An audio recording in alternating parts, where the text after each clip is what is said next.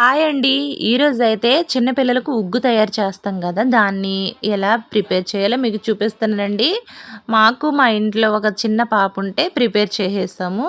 అది ఏ విధంగా ప్రిపేర్ చేయాలంటే, ఇలాగ స్టోర్ చేసుకుంటే నెలల తరబడి స్టోర్ చేసుకోవచ్చు. దాన్ని ఏ విధంగా ప్రిపేర్ చేయాలంటే, మనము ముందుగా అయితే గనక పప్పులు ఎన్ని రకాలుంటే అన్ని రకాలు చిన్న గ్లాస్ చొప్పున మొత్తం ఎర్రకంది పప్పు, పెసరపప్పు, అలాగే పచ్చి పెసలు, బొబ్బర్లు, మినప్పప్పు ఇవన్నీ వేసేసుకొని చిన్న గ్లాస్ చొప్పున వేసేసుకొని చక్కగా దాంట్లో డ్రై ఫ్రూట్స్ జీడిపప్పు, బాదం పప్పు, కిస్మిస్, అంజీర్ ఇంకా గుమ్మడి గింజలు ఏమైనా సరే వేసేసుకుని మొత్తం అంతా ఒక్కసారి కడిగేసుకుని ఒక కాటన్ క్లాత్లో అయితే వేసేసుకుని ఫ్యాన్ గాలి కింద ఆరబెట్టేసుకున్నట్లయితే ఎండలో పెట్టినా పర్లేదు.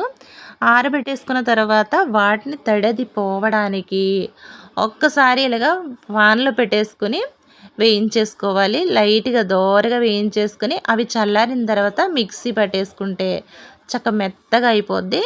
దాన్ని మళ్ళీ జల్లించుకుని ఏమైనా బరకగా ఉంటే మళ్ళీ మిక్సీ వేసుకుని అలాగా వేసుకోవాలి. ఫైనల్గా మిక్సీ వేసుకునేటప్పుడు జీలకర్ర, వామును కూడా వేయండి. డైజెస్ట్ అవ్వడానికి పిల్లలకి మోషన్ అనేది ఫ్రీ అవ్వడానికి బాగుంటుంది.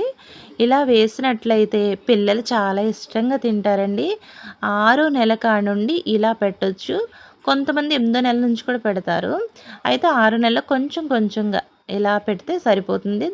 తర్వాత పౌడర్ని ఒక గిన్నెలో కొంచెం వాటర్ వేసి ఒక్క టేబుల్ స్పూన్ వేసేసుకుని చక్కగా ఇలా దగ్గర పడేలాగా ఉడికించుకోవాలి. దగ్గర పడిందనగా దాన్ని అయితే స్టవ్ ఆఫ్ చేసేసుకుని దాంట్లో 1 టేబుల్ స్పూను నెయ్యిని వేసేసి చిటికెడు సాల్ట్ని వేసేసి పిల్లలకి పెడితే అసలు ఎంత ఇష్టంగా తింటారనండి. అంత బాగుంటారు కూడా పిల్లలు కూడా చక్కగా చబ్బీగా బాగుంటారండి. ఇంకా ఒళ్ళు అది కొంచెం బొద్దుగా అయ్యి చాలా బాగుంటారు. అంతే హెల్తీగా ఉంటారు.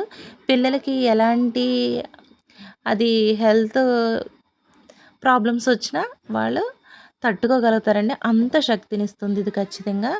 ఖచ్చితంగా మీరు కూడా ట్రై చేయండి. మీకు ఏ విధంగా వచ్చిందో నాకైతే కామెంట్ చేయండి. కంటెంట్ కనుక మీకు నచ్చినట్లయితే దయచేసి లైక్ చేయండి.